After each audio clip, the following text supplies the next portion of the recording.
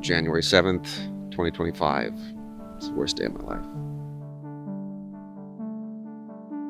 It's sort of like the Chagall paintings where all these like dervishes are swirling around and all these ghosts.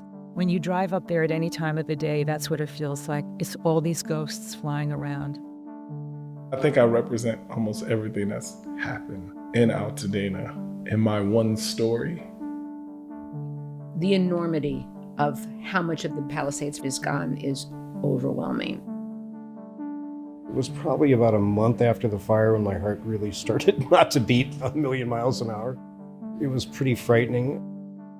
The big struggle that my husband and I are faced with right now is I want to go back no matter what. And he's like, what are we going back to?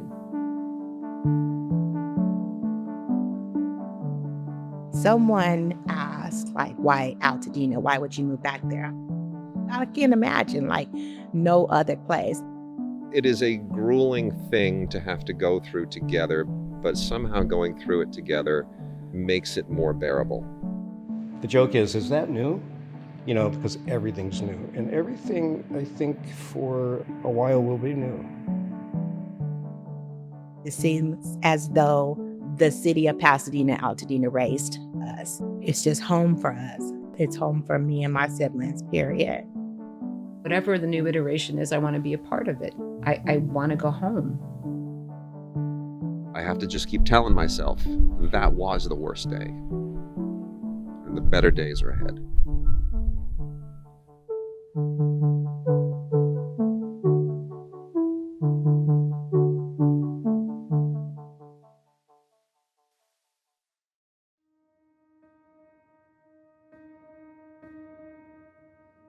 In interviewing dozens of survivors of the Eaton and Palisades fires, there's a common thread that comes up again and again. The disaster that happened on January 7th, 2025 was only the first day. And as one Palisades homeowner recently told me, every day since has felt like another disaster. And then another, and another. A labyrinth of decisions and delays and disappointments that has made every survivor an Odysseus, a fighter on a hero's journey to get back home. This is Rebuilding LA. I'm Kate Cagle. It's been a year, 12 months after two raging fires whipped through Los Angeles County, killing 31 people and destroying 16,000 structures. A disaster that is still unfolding as thousands of people pick up the pieces, find new places to live, new jobs, new neighborhoods, and wrestle with whether to return to their own streets, which were burned beyond recognition. When we visit these devastated neighborhoods in Altadena, Malibu, and the Pacific Palisades, there are signs of progress and signs of failures. There are clean lots, construction crews, and cranes, but many residents say it's developers and investors who are quickly reshaping their neighborhoods, not their neighbors. The survivors whom we've talked to on this podcast, most of them still have a rocky road ahead. Many want to rebuild and move back home, but they still aren't sure if they can afford it or what else will be there if they do. As we head into year 2 of the recovery from these fires, the Rebuilding LA podcast is dedicated to digging deeper into these stories, the triumphs, the broken promises, the mounting expenses on the journey back home. So we start today bringing together 3 people who have shared this experience. You all are meeting each other for the first time today, but you represent the 3 communities that were hit the hardest, the Pacific Palisades, Malibu, and Altadena. So first we have Dana Brumfield. She's a grandmother and a mother from Altadena. You lost your family home, the home that you were raised in the Eaton fire. You also lost the school that your brother and sister-in-law founded, the Pasadena Rosebud Academy. It was destroyed. We also have Wade Major, a writer, film critic known for his work on LA's Air Talk, a dad, and you're also a member of the Malibu Rebuild Task Force. You lost your family home after the Palisades fire destroyed the Big Rock community in Malibu. And your mother-in-law's house in the Pacific Palisades survived, but is uninhabitable because of smoke damage. That's correct. And Nancy Fracciola, you're an actress and a writer from the Pacific Palisades who taught drama at Pali High until recently.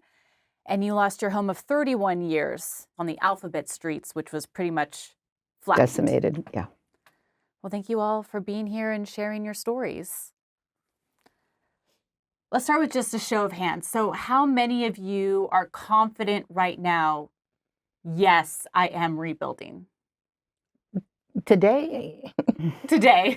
All right. That's all three raising hands. And how many of you have actually started that process? I know you spoke about choosing an architect finally. Yes. Have you guys started? I have not.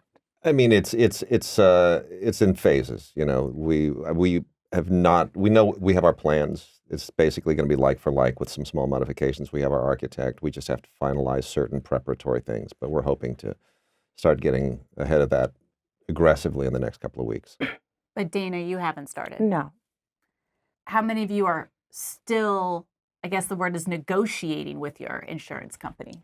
Yeah. Still. It would- For our home, no. With my mother-in-law's property, it's more complicated because California Fair Plan doesn't recognize smoke damage as being damage. They just think the home is dirty. Right. So that's going to be a bit of a fight. They might think they're done, but Yeah. they're not. You know, for me, I just want to be sure, that I am presenting my case properly. And so I just haven't had the time. It's not to the fault of my insurance company. It's just me not really having the time to focus on myself right now and that home. Because like I said, we did lose the school and I am the business manager. So we have been trying to get this settled first. But now, and my sister-in-law, Sean, she's lost her home as well. But we have to work on the school, which we're getting there with that insurance company. It was a lot of contents, and you can imagine running a school. Right. And we just want to make sure that we're whole there. And then we both are working on it. But there are some things that have come up, that I just want to be also with you all, because I try to research as much as I can. So I wanted to tell folks that if they want to send a letter out to their insurance companies, just asking them if there's any deadlines that are coming up because of the 1 year that their policy might have in the small writing, that they ask for an extension, because I'll be doing that for the school in my home today. Today? Yeah, because we're coming up on a year, and you don't know what the fine print states in your whole policy. A lot of us got the declaration page, ran with it, but there is a lot of language in there, and you don't want to miss any deadlines, any 1 year deadlines. I don't think my insurance company has any for 1 year. They may be extending it to 36 months, but I'm trying to tell anybody that I know that you do want to get a letter out to your insurance company, just requesting that extension if there are any deadlines for 1 year. Thank you for that. Yes, definitely. How are you managing everything, Dana? Because you lost the school. That's your job. We're hearing right now that that's taking up a lot of your time. But you also lost a multi-generational home. I mean, we're talking about babies born in this house. Your father passed in this house. Yes, my dad, he passed away in 2016 in the home. A few years later, my grandson was born in that home. So, I think I told that story before. It's just a cycle of life out of that home on Wapello. Do you feel like you've been grieving? Haven't we all? I mean, it's not just me. I think we all are. It's, I refuse to kind of say it's like a death because that's a human, but I don't know what else to call this. I don't know what to call it. When you are feeling the most joyous in your life, you can just break down crying. I could be in Pirates of the Caribbean at Disneyland and feel it's my happy place, but I can get a thought and get really sad. So I don't know what this is. And I'm sure I'm not the only person that's going through these emotions. It's rough. Yeah, someone said it was like death by 1,000 paper cuts, because every day you think of something else that you lost, or you just miss being in your neighborhood. You know, there was a guy during COVID that every day when I would take the dog out for my 3-mile walk, I would see him. I didn't know his name. I knew where he lived, but it was just like we'd see each other and just give a wave. And I'm like, what happened to that guy? Because his house is clearly gone. You know, like, is he okay? You know, it's just that kind of loss. It's just a very profound loss. You've been doing your same walk, right? Yeah, I meet a friend of mine. We go once a week. And I had been watering this one bird of paradise plant that's coming back. And so we will walk, you know, and it's so crazy because once you cross Sunset and go into the highlands, because their power lines were buried, it's like 70% of the neighborhood is still there. So it's comforting and also kind of eye-opening, because the alphabet streets where I lived were leveled beyond recognition. You are rebuilding. Yes. You just entered retirement. A lot of folks in this phase of life choose to move on because it is just so time-consuming and painstaking to build a brand new house from scratch. Why did you make the decision to rebuild? I don't know where else I would go. Mm. You know, I mean, it's my community. There are my friends. I was just telling Dana, there are 6 women, and we met at Pali Elementary when our sons, who are now in their 30s, were in kindergarten cleaning this room, and we've become, like, I call them my West Coast sisters, and we're all going to rebuild because we want to grow old together, you know? And I just yesterday had a cup of coffee with a former student, and she reminded me that January 6th last year, we had a cup of coffee and we walked to Potrero Canyon and we sat. And as I was walking home, I saw one of my neighbors, David Israel, and then I saw another friend, and we were all standing on the street corner talking. And I was with my daughter, and I said, yeah, this is kind of how I see retirement, you know, like just kind of in the hood, walking around, seeing a former student, seeing a friend, and then the next day it was just obliterated. I think this is a really, really good point, because all 3 of these are legacy communities. These are communities where people put down roots. I mean, we're talking about family homes here, right? Yeah. Yeah, Wade, it was also his parents. Your parents. My parents built the house. house. My parents built the house. I was raising my daughter in the house I was raised in. Wow. You know, sending her to the schools that I went to, and you know, there are others in Malibu who one of my very close friends, his sister was in my kindergarten class. He's taking care of his 91-year-old mom in their 75-year-old legacy Malibu 3rd generation house that also burned. They're going to get their permit this week. Wow. Probably the first beach home to get it. So, you know, we have neighbors. They're in their 80s. I grew up with their kids, and their house is going up right now. That's an inspiration to see the people who have roots in the community coming back, because we don't want these communities to be different. And this is what we're asking our elected officials for, is to understand that a community is not just a collection of buildings, it's the people. Yes. And we want our children to grow up in these communities. We want them to come back. We want people to be able to live in the homes that their grandparents and their great-grandparents lived in. Because a community without families, a community without roots isn't a community. It's just a transient population. And that's not good for kids. It's not good for families. It's not good for schools. When we look at Malibu, the number of permits is alarming. Alarming. Last our check, there was 19. I think it's 20 now. It's up to 20.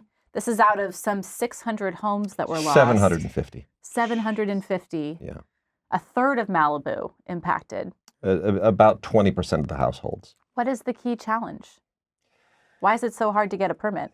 The challenge is that I don't want to single out Malibu necessarily, because the city of Los Angeles, the county of Los Angeles, they're all sort of throwing up similar roadblocks, and they're not trying to throw them up, but they haven't fully adjusted to the urgency of having a different pathway and a different set of rules for rebuilding versus new construction. We've been talking a lot to the Malibu Rebuild Task Force is really leaning on the Santa Rosa solution. The people from Santa Rosa have been amazing in giving us guidance on what they did. In 3 years, they were able to rebuild about 80% of that community. Wow. and with 50% of the families staying. Wow. And that's an example. And they were aggressive. They created a resilient community zoning code that was separate from the city's regular zoning code that says, this is for the burn area. This is separate. We're going to meet more often. We're going to have the consultants in on city council meetings on a regular basis so that we can make a decision immediately during the meetings, so that we don't have to wait another week or 2 weeks. So they expedited their administrative timetable so that the rebuild timetable could also be expedited. They cut red tape. They had a philosophy of let's get to yes. And we've been printing up T-shirts with that and putting that in our email signatures, let's get to yes. Because that's what you want to do. We want to be able to say, and we need to get to a place. And we're, our rebuild task force is pushing the idea of a day zero site visit, which means get your design team and the city's staff on your site on day zero, stand there, look at the pad, say, this is what we want to do. This is where we want to go. This is the height we're talking about, the square footage. We're dealing with the setbacks. And are there any issues? Does anybody have any issues here today that they want to bring up? And that way, you get those conversations out of the way immediately on day zero. So there isn't 2, 3, 4 weeks of back and forth and looking at plans and we want these corrections and, well, we need to come and look at this. No, everybody on site, day zero, get it taken care of. And then in 10 days, you should be able to get your building permit. That's what we're pushing the city to do. Now, each of you is in a different jurisdiction. Has anyone felt like you've seen that level of urgency? There were all these promises when things first happened, like we're going to just cut through the red tape and get you there. But I feel like everyone kind of puts their plans in and then they're all biting their nails and having to make changes and do all these things. So I'm not there yet because I just met with an architect in December, finally signed with an architect. So I'm anxious for that phase of it all to come down. But I feel like the permit process is one that could be just so much easier. And they're just throwing it, not intentionally perhaps, but it feels like there are these roadblocks that just come up and you're like, wait a minute, this doesn't have to be this way. There's thousands of people trying to rebuild their homes. Right. So last spring, shortly after the fires, Mayor Karen Bass issued an executive order deferring rebuilding fees and asking the city council to waive them for rebuilders. Now we are hitting the 1 year and it hasn't actually been done. And now the city council is expressing concern that the city can't actually afford to do it. Right. And so that there was a whole thing like going to City Hall and we all signed these petitions and then they just kind of kicked the can down the road. So there wasn't a decision made then. They said it has to go to some budget and finance committee. So it just feels like smoke and mirrors and no answers. How big of a factor is that for you, that one specific issue? Well, it's thousands of dollars. Right. If they don't waive the permit. I heard it's like upwards of like $15,000. Yeah. So yeah, that matters. One of your neighbors told me for her, she's hit $30,000 in fees that are being deferred, but she had to sign a paper saying that she's on the hook to pay them if they don't actually get waived. Dana, you're in the county. I know you're not even there yet. No, but I feel like it's little things. The only thing I could speak of is that on my street, we're on a small cul-de-sac off of the main street, and there's 8 homes, and 7 of them are completely destroyed. We're in a group chat, and one of my neighbors mentioned some hiccups, and we were going to get some kind of form to sign for him. It had something to do with the way his garage was facing, something silly, but we all agreed in the text that we would sign anything in order for him to move forward. I haven't heard back, but it's little things like that I can't imagine why he would have to go through that. Let's go one by one. I'm curious to have you grade your local government on fulfilling the promises that they've made, because there was a lot of promises last January. I'll start with you, Dana. I apologize. I can't really speak on that because I'm not personally. Because you're not there yet. I'm not there yet. Well, so and that's I can speak on the interesting too, fact because that there is so much of an emphasis on the speed. Yeah. Do feel like you need more time? It's just been so overwhelming for you? Well, yeah, and it's not just me. So just for perspective, I'll show you after. I went there last night, 4:30 p.m. I took a good 2-block ride just to show you that there is not much movement in my neighborhood. I see maybe 4 to 5 homes out of 100 or so that I've started. So it's the problem because it's not just Dana, it's my neighborhood. And then I drove down another long street and I saw a few here, a few there, a few for sale signs that I wasn't happy to see. But I understand totally, but it's not me. It's Altadena. It sounds like you're giving them an incomplete. Yeah, I am, because it's a year and I don't know what I thought would happen in a year, even if it wasn't for myself. I've always said I did not want to be in the front of this. I want to kind of sit back and see what my neighborhood's going to look like. I'm never selling my property, but I want to see what my neighborhood was going to look like and if there was going to be any issues with the soil that I've heard, things like that. But just to see nothing, I mean, not nothing, but just a few here and there, that's concerning after 1 year. What about you, Wade? What's your grade? The first 4 months, I'd have given them an F.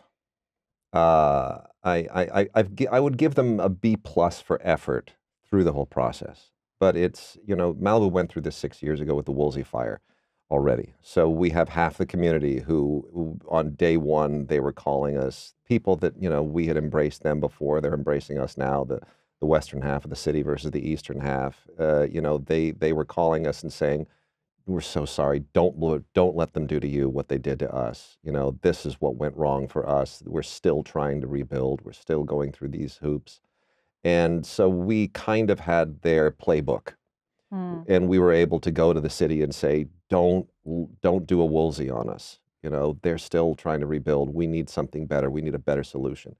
And because this was worse than Woolsey, it was in a more concentrated area, more populated area. And so I think the second 4-month period, we started to pull it together. And we've had some leadership issues in the city.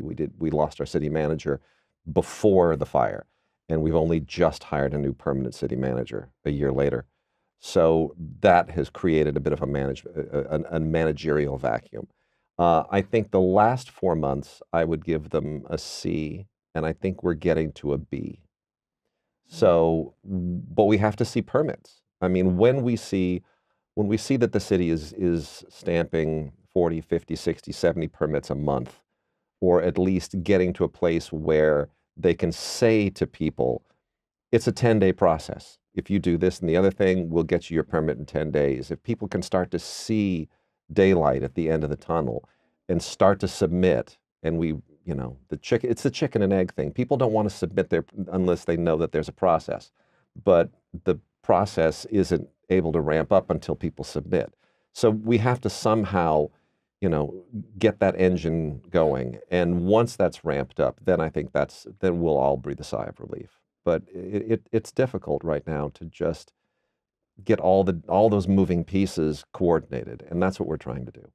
Nancy, your city of LA, how would you grade them? I would say initially with the Disaster Relief Center, I was like, oh, a solid B+. And then our local government, I think Tracy Park is doing a great job. I think there's people, and certainly within the Palisades, the community response is an A for sure. I would say the government, they're kind of hitting a C- for me right about now. Okay, almost failing. C's get degrees. No, kidding, sorry. C's get degrees. They get a lot of other things too. Sorry, just a little brevity. The teacher. Not almost failing, but it's very concerning. Dangerous waters. Well, there's so much to unpack with the events of January 7th and 8th. So we're going to get into that. But first, let's take a quick break. We were very enclosed in this space. We felt very safe in this space. I think we both felt that we could survive anything here, oddly enough. Michael Riley, a union operating engineer, and sculptor Colleen Sterrett lost their home and her art collection in the Altadena fire. Michael's union immediately stepped in to help. I looked to the east, and there was this very ominous glow in the sky right over there. And I knew instinctively, based on the fact that the wind was blowing at 80, 90 miles an hour at that point, that it wasn't good. Well, when the fires were still raging, we created a Local 12 Emergency Disaster Relief Fund, and almost immediately locals from throughout the United States and Canada reached out to help. I've been a construction worker most of my life, and we tend to be pretty tough. To hear Michael and Colleen's story, stay tuned for the end of the episode. All right, we are back with 3 fire survivors. We have Dana Brumfield from Altadena, Nancy Fracciola from the Pacific Palisades, and Wade Major of Malibu. All right, another show of hands. So we've learned a lot about the events of last year, how the fires started. How many of you right now are part of a lawsuit? All 3. And how many of you feel that someone or some group needs to be held responsible for what happened last January? All 3. Dana, you said no brainer. Yeah. We're going to get to Altadena in a moment, but let's start with the Palisades fire. There's a lot to unpack there. So the U.S. Department of Justice has indicted an alleged arsonist, a former Uber driver. His name is Jonathan Rinderknecht. They are accusing him of intentionally starting a fire on New Year's Day that was called the Lockman Fire.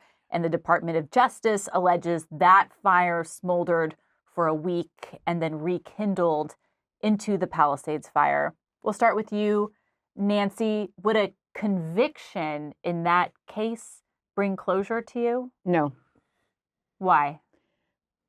because I think the response was so profoundly inadequate. I am not saying that the winds weren't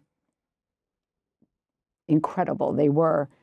But, and I'm not faulting our local firefighters at Station 69. They did all that they could, but they were incredibly understaffed. I think, you know, and again, I thought that I had read in the LA Times that, you know, the fire chief at the time let 1,000 firefighters leave that morning. There was no real, this is serious. I didn't get any alarms on my phone. I didn't, you know, nothing. The National Weather Service called it a particularly dangerous situation. Yeah.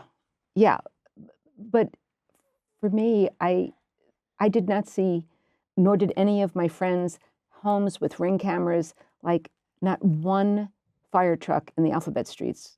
No one saw them. There were people that stayed till midnight trying to defend their homes. And the fact that there wasn't water in the reservoir, like there were so many things that, yes, it was epic weather for sure, you know, but I just felt like it didn't need to be as bad as it was. I really believe that. How about you, Wade? I think the Los Angeles Times has done amazing Yes. reporting on this. The thing, it's for the last 3 months, it has been a revelation almost every week, sometimes several in a week. And even just last Friday on the cover-up of the after-action report, you know, it is a perfect storm of dysfunction that led to this disaster. It should not have happened. So the question is, why did it happen? Well, I mean, that January 1st fire should have been put out. There are processes in place that would have guaranteed that it was not a threat. There are reasons why that did not happen. They're all outlined in the master complaint. So I would, you know, the master complaint is, to my mind, a masterpiece of legal reasoning. And I would urge people to read that because it outlines specifically where every single piece of this dysfunctional story lies. And there's a lot of blame to go around, a lot. And it depends on the area that you're in. You know, there's a lot of blame for the fire generally, but as you get into Malibu, there are even more mistakes that are made by more people who are named as defendants in the master complaint. So I won't get into outlining any of that, but you know, we'll let the attorneys handle that. But it really does come down to a perfect storm of mismanagement and in some cases just bad policy and bad implementation of policy. And that's you don't get a pass on that. You know, I know there's the issue of immunity, but there's no immunity for a cover up. And what we saw in the after action report was a cover up. Use that word very intentionally, cover Yeah. up. It was a cover up. Slowly over the weeks and months, we learned about the series of missteps, starting with the fire hydrants running dry. Mhm. Then we find out the reservoir had been empty For a year. for a year for a torn cover. Mhm. The failure to pre-deploy to hold over firefighters ahead of the wind event. Then Electricity not turned off in the alphabets. just what does accountability look like then when you have so many different agencies that failed to talk to each other, that failed to be prepared, that failed to take this wind event seriously?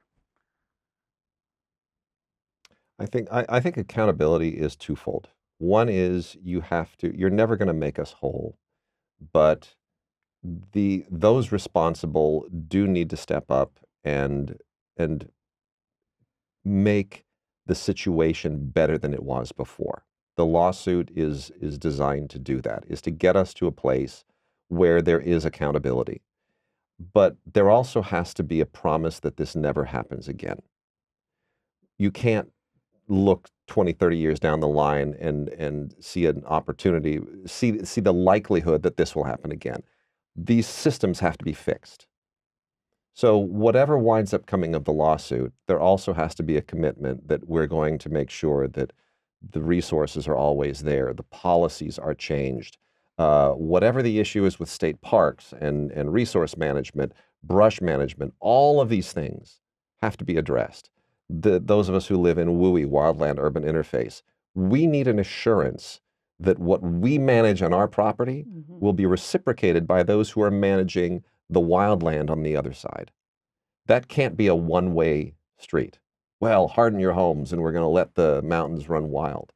Can't happen. Can't happen anymore. There has to be a commitment that if we manage our properties, if we harden our homes, those who manage the parkland will reciprocate and be responsible. And for 30 years plus, they have not been. What about you, Nancy? What does accountability look like to you? I think Wade just stated that perfectly. I'm all about, with my rebuild, I will harden my home, I will do the proper landscaping, all these things, but I think we have to weigh it all out and find a reasonable solution because it's just tinder boxes surrounding all our homes right now. It's pretty scary. I'm hearing brush clearance Yes. is important. Yes. to I you. mean, we do it, you know. Right. Right. And the fire department has the science. They know what needs to be done. We need prescribed burns. We need brush management. We need resource management. We need to let the fire department do what they know needs to be done. Let's talk about the Eaton fire. So the official cause of that fire is still under investigation, but SoCal Edison has admitted that all evidence points to their equipment in Eaton Canyon, an old transmission tower that hadn't been used since the Vietnam War, was still being fought, but was still up in the canyon. Let's just start with your reaction to the fact that this was likely a utility started fire. Can I be anything else but angry? I mean, my whole community is gone because of that. You know, I don't know what compensation looks like to anybody. You know, I was talking to Nancy before the show. Just there are things that all of us have lost that have no price tag to it.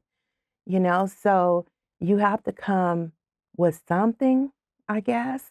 But yeah, I'm angry about it. I don't, you know, there was a lot going on. I watched the whole thing, you know, just because I was out there. You know, I got off work late. I saw it kind of sparking. It looked like it was closer than not, but had no idea what that was. No idea. SoCal Edison has set up, it's called the Wildfire Recovery Compensation Program. They say their intent here is to be able to pay people out quickly within months if you sign up for the program. I'm sure. Is this something that you're considering? Not at all. No. Never. Me personally, I can't. No. I have tried to keep my ear to the ground and just listening what folks' thoughts are about this. I was left with not much information from them.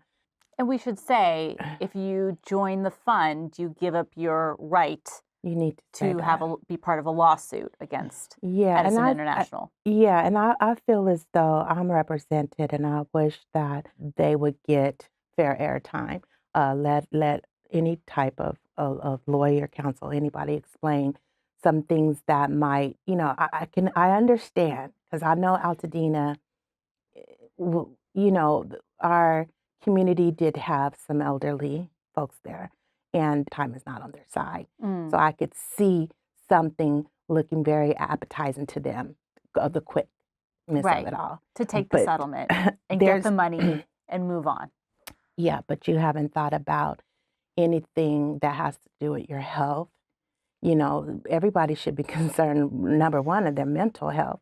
How are these things going to be settled down the road once from my understanding, I can't speak because I'm not interested, but if I sign off on any rights down the road, I mean, that's not a good look for me or my family or anybody that I know. You should do what's best for you, but that's not for me. Mm. Yeah. And you're saying, because we had the CEO of Yeah. Edison International on the show to explain the fund, you're saying people should hear more from the lawyers who are suing. Please, of course. Why not? Because I'm worried myself, just personally. I'm worried about it because I am looking at the long-term effects of this fire. On your health. I am on the health, on just the environment. It's. I don't think that's been settled. I don't think I've heard that it's been settled. The soil. I speak of that because it matters. Where you're going to build your home back on. So, it's just a lot to it. This is the first major fire that the U.S. government, the EPA, did not do soil testing after they removed all the debris. I know. And those that, my brain is foggy on when they came out and they cleared our lots. There were parts of the lot that weren't cleaned off. They didn't take out everything, the concrete. And I did have someone professional there talking to me, and it's like, oh, there's probably going to be a phase 3 because if we had to take that cement, why wouldn't we take this? The soil underneath here has to be just as contaminated. So we haven't had any discussions about that yet. It matters. It all matters. We also learned a lot in Altadena about how evacuations played out, the lack of that's warning. Over everything for me. Everything. The lack of a evacuation order in West Altadena. Yeah. Surprisingly, they didn't have as many deaths as they had because, man, I told Nancy, this one's a hard one for me. Over the fact that we lost our homes. There was just not enough time, the winds were crazy winds. I've never seen anything like that. And sometime maybe around 10ish or so that the electricity did go out. Don't quote me on it because I'm not for sure, but I do remember. Edison turned it off. Yeah. In the city, it was but a not notification. the transmission tower in the canyon. No, and just going through that, it was so windy and whatnot. I said, I don't know, close to midnight, I had enough. I said, I'm going to go down the hill to a friend's. It's just a couple of blocks down to my sister friend's home. And then I want to say maybe 3, my daughter's calling me hysterically, like, we got to go. We have to leave out of here now. She stayed up there, my 2 daughters, her husband, and 3 grandkids. You guys got to get out of there. What do you mean? We hear a sheriff on a microphone saying, leave now, you know. And the kids were still at the house? With everybody, yeah. Yeah. Oh my God. She called my sister-in-law to make sure her and my niece were hearing what they were hearing about these. So when she looked out, there's embers, balls of fire just going across as they're trying to get down the hill. She told me, Mom, I just laid on the horn hoping that if anybody's still here, they're going to hear at least me blowing my horn if they didn't hear the sheriff saying, get out of here. I just made mention I would love to know when it swept through, because that wasn't enough time for people, you know, especially not to get anything. You know, it doesn't matter. We lost everything because nobody was thinking that, you know, nobody was thinking. Well, and it was the dead of night. 3. I know for a fact it was around 3. We all met up at the Civic Center in Pasadena and kind of just sitting there like, what do we do now? And my daughter and her kids went to a friend's and we went to a relative. But just kind of waiting overnight, you know. I think I told the story that some parents had sent us footage of the school on fire. I only live a block away, never put it together. Like, if the school's on fire, your home is definitely in jeopardy. But, you know, we were just, oh my God, this fire is attacking the school, basically. You know, it was a raging fire. And then, yeah, that morning, nothing. Everything was gone. And the county commissioned this multi-million-dollar report to find out why evacuation orders weren't sent, and it was no answers. Yeah, that's alarming. I mean, that's alarming. What's going to happen? They have to get that together. I agree with you. There's just a lot that they can work on. That was major for me. I wonder if your advice in the future is for folks to leave sooner. Yeah, you know, I don't know. We've had threats. We've been there over 50 years. There's been threats.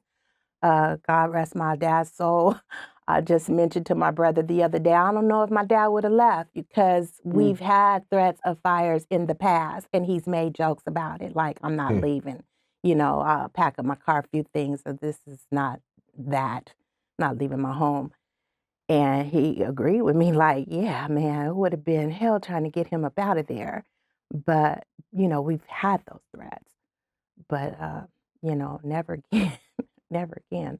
You know, I'm sure everybody else agree with that. Yeah, my neighbors across the street, Mel and Elaine, they're in their 80s, and it wasn't until a neighbor pounded on their door at about 5 o'clock and said, you have to leave now. Like, because Mel was like, I'm not leaving.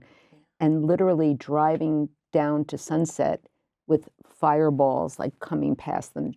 Terrifying, just terrifying. Wade, do you think you missed the fire by 10 minutes at your house? About 10 minutes. Yeah, I stuck it out and watched it climb ridge to ridge to ridge for several hours. You know, it's true. On multiple levels, the alert systems all let us down. Part of it, you know, we can get into the weeds as to why and, you know, what the news was allowed to cover. There were FAA restrictions on a lot of this, but, you know, I didn't even know that the fire had escaped the Palisades until I went down onto a nearby road. You know, my wife had flown out that morning. I had just sent my daughter and my mother-in-law and brother-in-law off to the other end of Malibu. So I was alone packing up 2 cars. I could only escape in one of them. I took one of them, parked it on a side street. It survived, thank goodness. But it was there that I ran into one of our local brigade members, who's also chair of our Public Safety Commission. And he's a retired fireman. And he said to me, Topanga's gone. I said, what do you mean Topanga's gone? Like, I thought the fire was still in the Palisades. And he said, no, it's gone through Sunset Mesa, and it has wiped out the mouth of Topanga, and it's headed this way. He said, the feed bin is gone, the restaurants are gone, Cholada Thai Cafe is gone, Wiley's Bait Shop, all of these legacy businesses that are older than I am, gone. You know, the historic motel at Topanga that was supposed to be a preserved architectural landmark, wiped out. All of these things had been wiped. I didn't know that until I saw him. And the fire is now about 2 hours away, crawling ridge to ridge to ridge. So I stood, on our deck with some neighbors, and we just watched it move from ridge to ridge to ridge. And it was probably about 7 o'clock when it was clear there was going to be no air support, and nothing was going to stop it. And that's when I packed the last few things and drove down. And as I got to the bottom of Big Rock Drive on the Pacific Coast Highway, the side of the mountain right there was a sheet of flames. It was a raging inferno. It's the most terrifying thing I've ever seen. And then neighbors who left about 10 minutes after I did, they said they were driving through embers and flames. And you were able to find out later just how hot the fire got at your house. Yeah. Double pane, sliding glass melted. Takes a lot to melt glass. Fire will shatter glass at a certain point, but there was drops and globules of melted glass. That's how hot it was. We had a fireproof safe, and I remember saying to my husband, "Should I get stuff out of the safe?" And he said, "Honey, it's fireproof, and we're going to be back tomorrow anyway." And I was like, "Okay." And we finally, when we got in, the door was blown off of it, and he looked it up online, and it said that it could withstand 1,800-degree heat for over an hour. And what a local fireman said, that the heat was something like 2,200 degrees. It was just crazy. What are your thoughts about evacuations as they rebuild the Palisades? I mean, Malibu famously has terrible evacuations on PCH. I got out earlier. I left at around 3. And I knew to go a secret way, like someone said, don't stay on Sunset, you won't get out. Like it'll take forever. And so I went sort of Brook Tree down to 7th Street. And then it was weird because when I was sitting in my car, I looked in the rearview mirror and I could see the flames in the mountain range. And I went, oh my God, it sort of started to dawn on me. This is like nothing that you've ever done before. This is not like evacuations before. You're going to lose your house. So I don't know the answer. I know in Topanga, where I'm staying now, because that also concerns me, it's like by zone, and now they're recommending that you don't evacuate, that you stay and fight the fire. That was what I heard in Topanga. Chief Maroney from the LA County Fire Department has been talking about this, the need to shift the approach as these fires get more overwhelming, more out of control, that folks should, as many in Malibu are, have independent fire brigades that are ready to fight fires at their homes. What do you make of that? We met with our neighbors in Topanga, and Kaya, one of my neighbors, is very close with the Malibu Brigade, and he's like, this is what we do. We have it locked and loaded. I've got a tank on the property. And then he said, you've got a fire hydrant right there. You get this type of hose, and we all have walkie-talkies, and we're on the same channel. And honestly, I feel a little bit safer than I would, I don't know how I would get down the canyon. Like it's terrifying. So I think the more prepared, I think Palisades, and I brought this up with the Black captains, is I think we need to take a page from how Topanga is set up and how they fight the fires. Like we're a fire-safe community, and they take it incredibly seriously. So I think there's a lot to be learned, and I think absolutely the Palisades, like it's almost like we're awake now. We get it. This is not, it can happen. It did happen, which is shocking to me. I never in a million years thought that our community would burn the way it did. Wade, how are you thinking about that as you're rebuilding your house? You're thinking about it on many different levels. What are we making the house out of? Not wood. I mean, I know a lot of people are going to rebuild with wood, and they're going to rely on the sheathing and stucco and concrete. But nothing that will burn. Coverings for the windows, storm, fire shutters, things of that sort. A water source, possibly some kind of foam distribution system to create a foam barrier that keeps the flames away in the event. I mean, roof sprinklers, all of that stuff. And there are lots of systems out there. I mean, you can get a headache just going through it day after day after day. There are a lot of people out there, and they're really, really aggressively pricing their wares so that people, become a showcase for their products. That's what they're looking to do. So we want each of our homes to be a fortress, but we want our community to be a fortress too. We want the community to work together. What's the water source like? Big Rock needs a better water source. In '93, the pumps failed. We lost water pressure. This time we lost water pressure as well for a whole different reason. So we need to have our own water source. We need to have our own power source. We're talking about microgrids. If the power goes out, a microgrid that will power the community, that will power the pumps, that will make sure that there's a water source for the hydrants. All of these things are in play. And Dana, what about you? I don't know what that looks like. I'm picturing my neighborhood. I don't know what that looks like for me. I don't know. I totally agree with individual homes being prepared, sprinklers, whatever material that you need. I know that's what I want. But I this don't know talk about of you having to save your own home. I don't know. You're talking about 2,200. What did you say? How hot the fire is? How long are you Right. staying to fight for your home? I don't know about that. Right. But I don't know how true this is. I was told it takes a certain amount of fire trucks per house to put out a fire. No way they could have got on my street if 7 houses on one cul-de-sac was burning. You couldn't fit if you needed 2 each. You couldn't fit 14 trucks up there. I don't know where the water source is coming from. I hope all of that gets figured out by the time we are all back home. By the fire department. Yeah, not by me and my neighbors.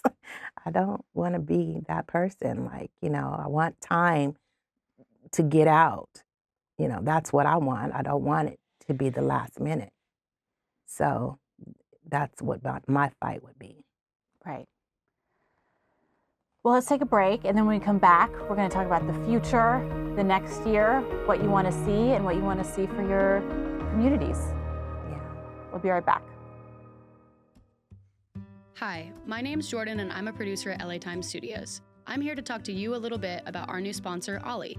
Like many dog owners, my dog Zooms has become like a child to me, and with that type of responsibility comes the constant need to keep them happy and healthy. One way I make her mealtime a little bit better is through Ollie. Ollie delivers clean, fresh nutrition in 5 drool-worthy flavors, even for the pickiest eaters. Made in U.S. kitchens with the highest quality, human-grade ingredients, Ollie's food contains no fillers, no preservatives, just real food.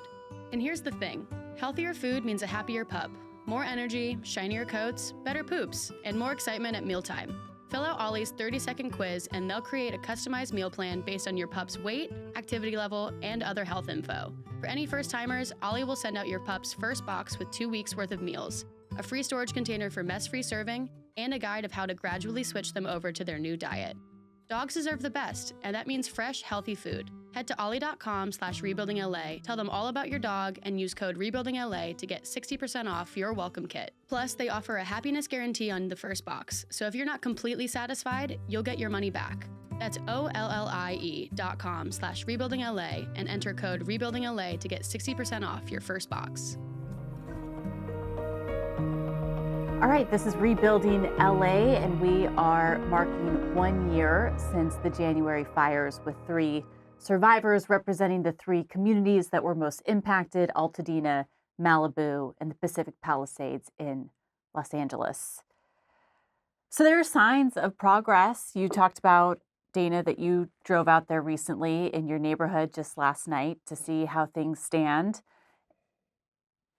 How do you feel like it's coming along? Slowly. Slowly. That was my point. I only went a couple of blocks, just in between. You have to know the area, but it was slowly. I was counting. I think I counted 5, maybe 6 homes in that area that looked like they were being built. I don't know if they were investment homes or whatnot. I heard there's a lot of investors purchasing. So I don't know how they're so done so quickly, but the majority of them, the mass majority, there's nothing there. Nancy, I was up in your neighborhood recently, and there seemed to be quite a few lots that were under development. But then one of your neighbors told me that a lot of those are developers or investment opportunity because they're the ones who can hit the ground fastest. In fact, a recent Redfin report found nearly half of the empty lots from both fires have been sold to investors. Half? Half. Oh, I hadn't heard that. That's really depressing. Yeah. How does that shape your thinking about going back?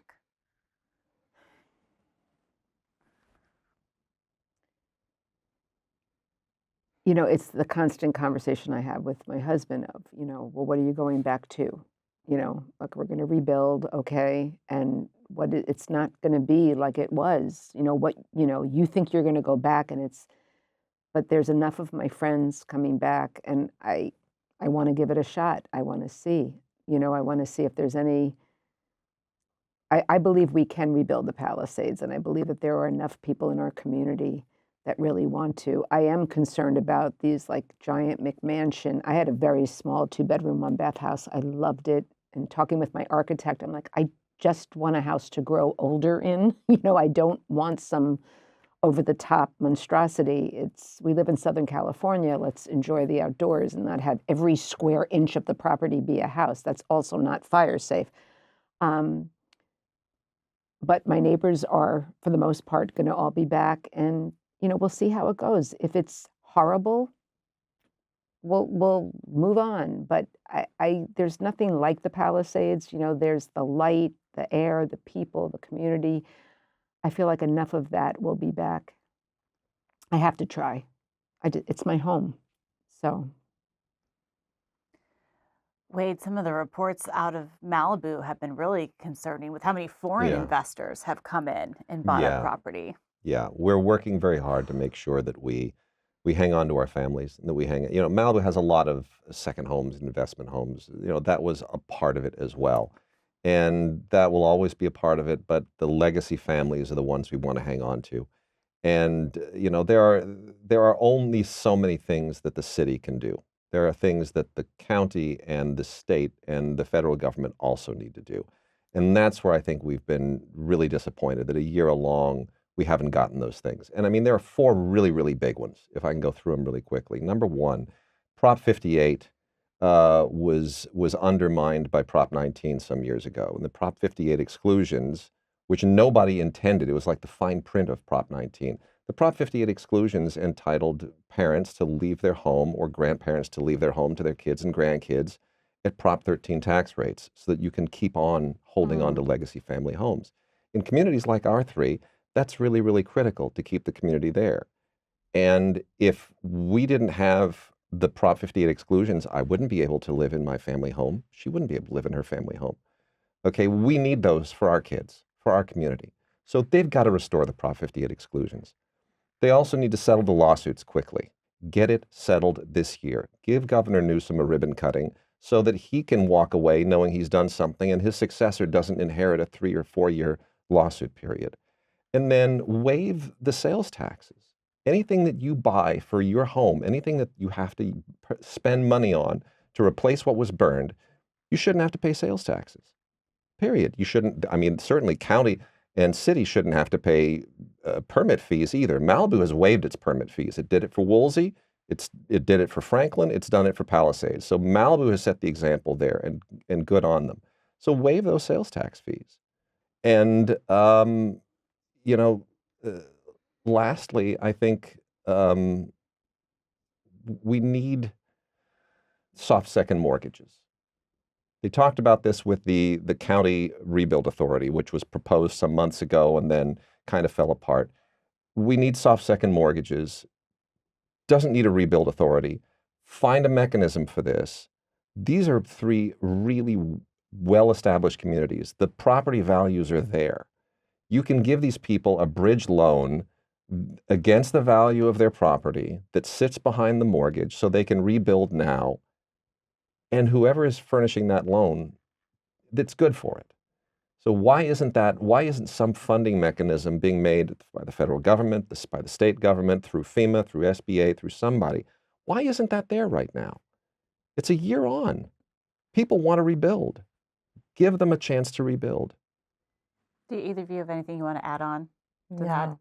To Wade's list? I love the way he put that. Give them a chance, a fighting chance to rebuild, all of us. Well, and in reporting this out through the podcast last year, we did basically 26 hours on the disaster recovery. And one of the things that stood out to me is there's so much emphasis on the homeowners and then kind of second tier, the renters, and trying to get people back in the community. But this was also extremely disruptive for employment, for kids who maybe they didn't lose their home, but they lost their school.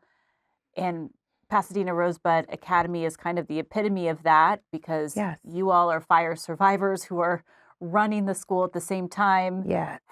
How has that process been?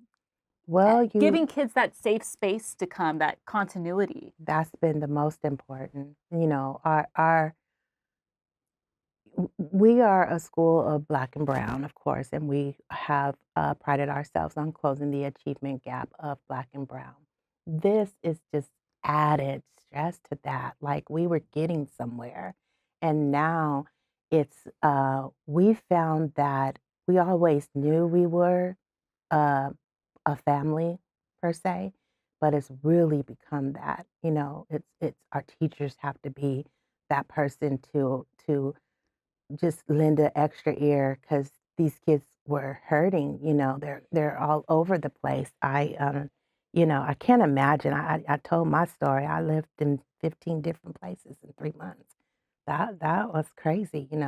It's just, I looked at my daughter packing up hotel rooms every week, because you were only given a week or two at a time through some of these agencies. And, you were happy to have that, but imagine packing up 2 toddlers. And so a lot of our families had to do the same thing, and some of them had to move away, where they cannot afford to come back to our area. Not afford, meaning travel, that type of. So we're starting to build back our student body. The kids have just been amazing to me. They don't care where they're at as long as we're together. We're on another property.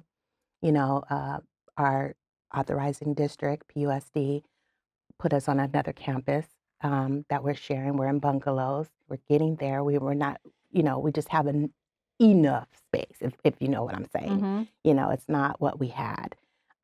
So we are definitely needing to find a campus for ourselves. And that's just been a daunting task, and what that is going to look like. And in the meantime, I'm just making things run like it always has. And it's just, it's a task. I can't wait to get back to them today, like I told you earlier, because they make you feel good. Although, it's family. It's really a family. Well, thank you for making the time for us today, because it's Sure. a big day No, at I Rosebud know. with everyone coming back from Christmas break. Yeah, but I'm glad to be here. I'm so glad I met you too. I'm just, you find, I say in the beginning when we were going to these hotels, it sounds crazy to people that don't know, but we found ourselves meeting so many folks in our area. All the hotels were booked up, of course, with people who ran from the fires. And we would call each other by our street names. I was Wapello, Mariposa. We didn't know your name, but we knew what street you lived on, because we all talked about that. We were met up in a Baja Fresh. It was like, oh, hey, Mariposa, things like that. That's crazy, and nobody understands that, but that's crazy. I wonder how everybody's doing. There's something happening on, I think tomorrow or the 7th in our community, and maybe I'll get to go. I have a little bit of nerves about it. This is PTSD. We do know that. Mm-hmm. And so watched a real funny show last night. It went off. I couldn't wait to watch the 11 o'clock news, but there it was. 1 year anniversary of Altadena fires, and just showing it just made me feel ill. And I know this is going to be a hard week for all of us, all of us. And I just, I pray for everybody. Let's talk about resilience and we'll go one by one. What's worked for you to get through all of it and all of this year? Does anyone want to start? Well, I have I have a quick story to share because it was January 8th. I'm on my computer because I was still teaching at the time and just trying to check in with students and family. And I get this email and it said, please don't think I'm crazy. And I'm like, okay, I'm crazy right now, so whatever. And I read this and she said, I live in Santa Fe and I've been watching the fires on the news and I just dropped a pin in Pacific Palisades and 1014 Hartselle came up and then your name. She said, please don't think I'm a freak because you could drop a pin at my address and my name will come up. And she said, and I went and I Googled you and I found out all about you. And so I just want you to know that a stranger in Santa Fe is thinking about you and praying for you. And it was just such a wild thing. And so I wrote back to her and then we've been communicating, like just every couple of months she'll say, how you doing? And so she said, my son is looking at colleges and he's looking at Pepperdine. I have to meet you. And so I drove out to Universal right before Christmas and we just met and hugged each other. And it was just like, I said, you don't understand. You were like this one little speck of hope during one of the darkest times of my life.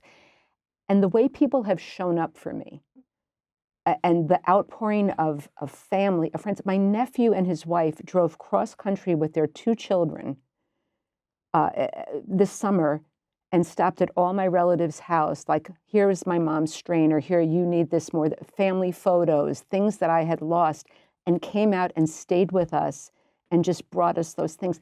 I had a friend this holiday made an ornament and it was a picture of my house, the exterior of my house last Christmas, and for my tree. And so it was just like those little things that just you hold on to.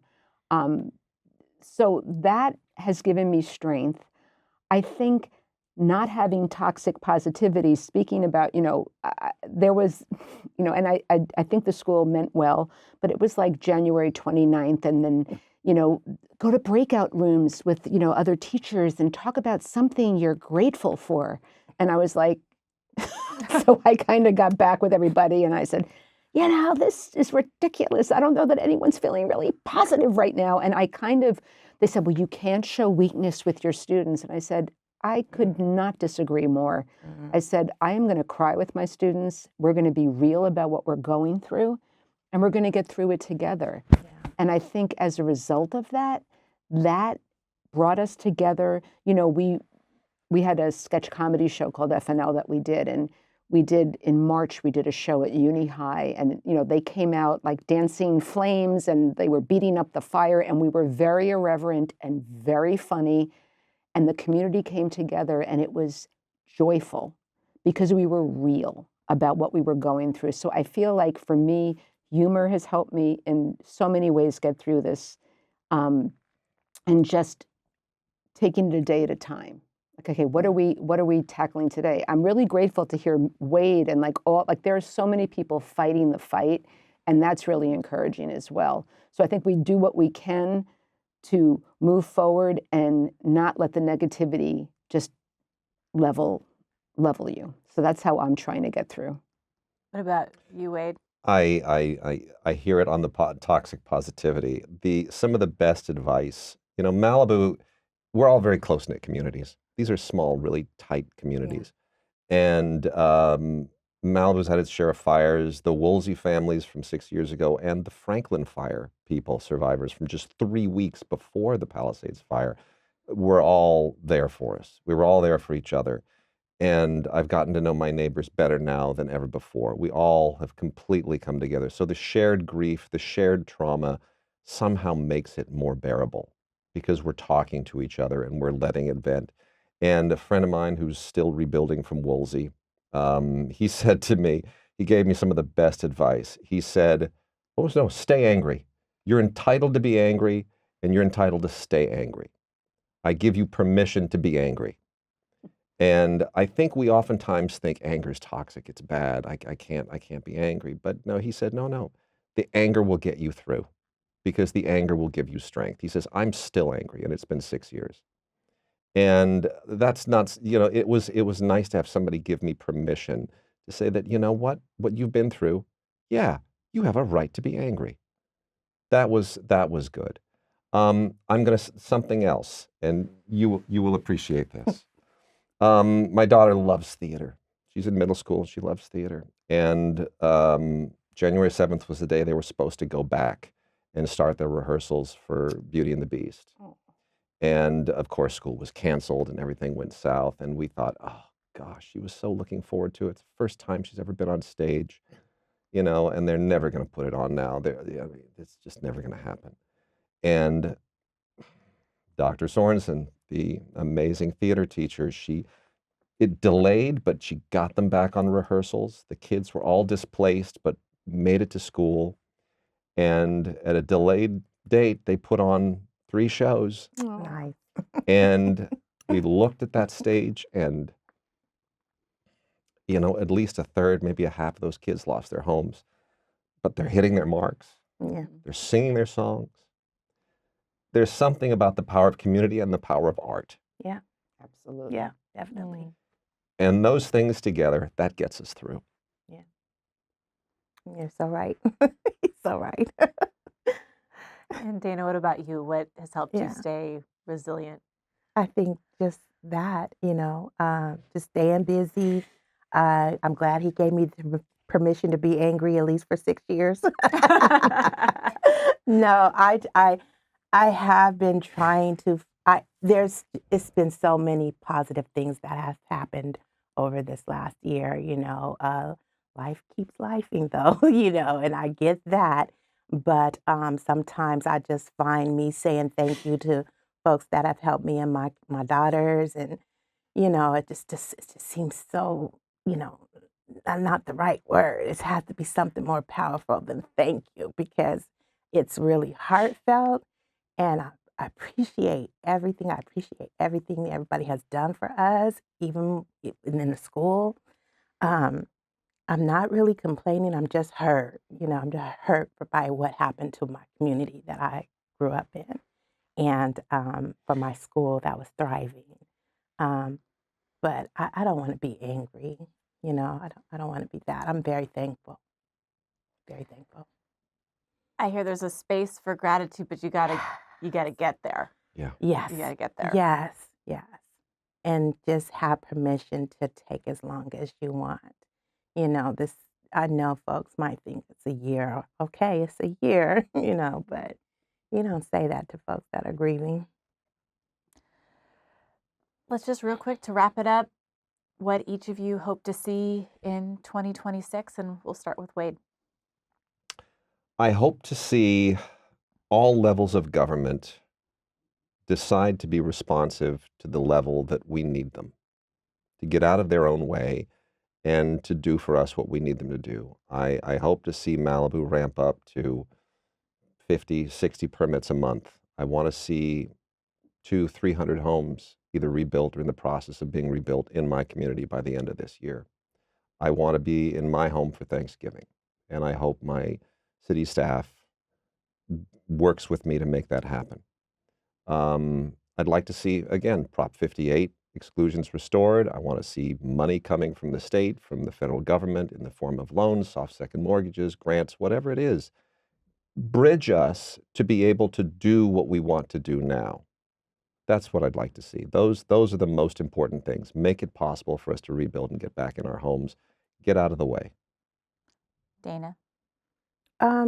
For me, like I said, I do feel my community did have a lot of elderly households. The education for them, I worry about that. I just want, I'm listening to Wade. He's so knowledgeable. I'm getting his information because I feel like we could probably follow suit with whatever they're doing. We're all in the same boat.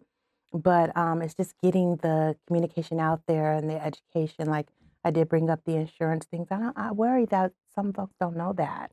And so I would like to see more things happening in my community that we'll get the information out, the proper information out, and what we can do to make some of these things happen. Yeah, the advocacy. Yeah, I really like that. Nancy? I'd like to see transparency, answers, and forward progress so that there's a warm, beautiful light telling us that we can get back home into our communities and that it's going to be okay. Yes, I agree. Well, thank you all so much for coming and sharing your stories and your time and now your expertise. Thank you for having us and Thank letting you. us tell. Thank you.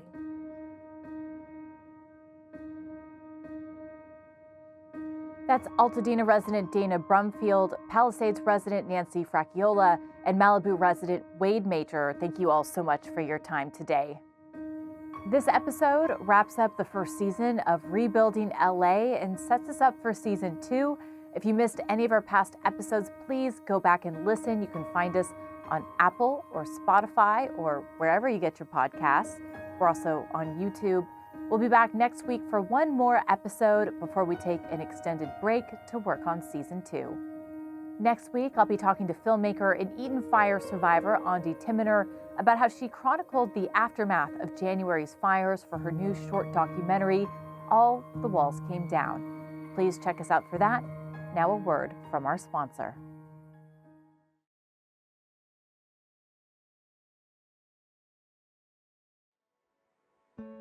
When you think of construction workers, the term art does not immediately come to mind. But if you talk to workers who build things, they often mention their creativity. Michael Riley and Colleen Sterrett lost their home and her art studio in the Altadena fire. The art that was lost and the challenges of reconstruction are on their minds. Rebuild SoCal Partnership visited Michael, a union operating engineer, and Colleen, a well-known sculptor, on a Sunday afternoon as they planned for the future. Yeah, look at the pine, Michael. Yeah, I know, it's coming back. We were very enclosed in this space. We felt very safe in this space. I think we both felt that we could survive anything here, oddly enough. Yeah, I had a studio full of work, a 50-year archive of my works on paper, so it's pretty overwhelming. But having been here a number of times over the last 3 months, I really feel it's time to let go and Move on. Yeah. This kind of hardscape is not done anymore. There aren't too many people around who know how to do this. One of the things that is really important to us is the fact that when the Corps of Engineers come to remove the foundation of the old house, is that this does not get damaged. It's very important to us that we preserve this as part of what we inevitably will rebuild here. I looked to the east, and there was this very ominous glow in the sky right over there. And I knew instinctively, based on the fact that the wind was blowing at 80, 90 miles an hour at that point, that it wasn't good. the main thing, because I do such large sculptural work, we weren't going to bring the sculpture, but I brought my computer, all my hard drives with all of my documents of my work. Dogs packed up, and we headed out about 9:45. Our neighborhood didn't get an evacuation warning until 3:30 in the morning. I was very fortunate to get into the Operating Engineers Apprenticeship Program because it gave me a very great understanding of what an operating engineer does in building and creating. Well, when I drive around Los Angeles and I look at the buildings and the bridges and all of the things that have been built, I see beauty. Union Local 12 and locals from around the country provided us with financial assistance when we needed it, and we are forever grateful. And it proves the strength of unity and being part of an organization that cares about people. David Sikorsky, leader of Operating Engineers Local 12, could see the fires from his office window in Pasadena. He knew that many of his members would be impacted. Well, when the fires were still raging, we created a Local 12 Emergency Disaster Relief Fund, and almost immediately locals from throughout the United States and Canada reached out to help. Operator John Renner worked the excavator on the site. They requested us to come help do their house because they saw us on a previous house, so I felt lucky enough to help out a fellow member.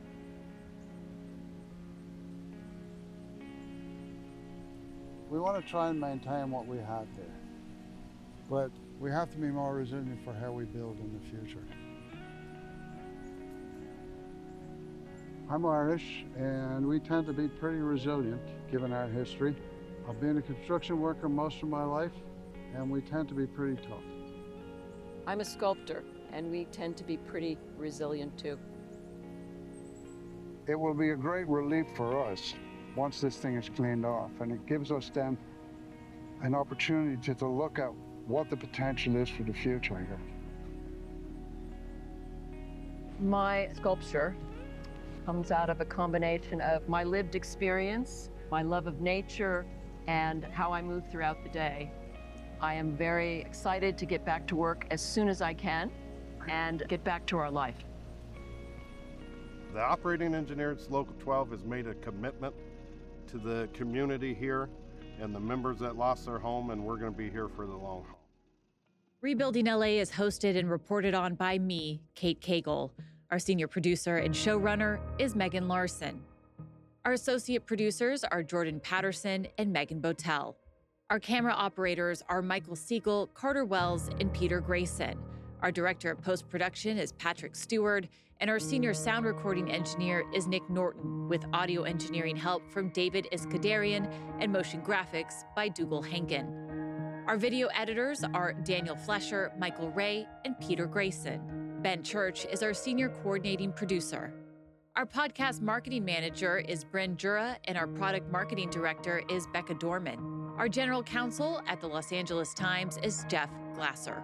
Special thanks to President and Chief Operating Officer of the Los Angeles Times, Chris Argentieri, and the Executive Editor of the Los Angeles Times, Terry Tang. And one final thank you to all the residents of Altadena, Malibu, and the Pacific Palisades for sharing your stories with us. Rebuilding LA is co-created by LA Times Studios President Anna Magzanian and executive produced and co-created by Darius Derrickson.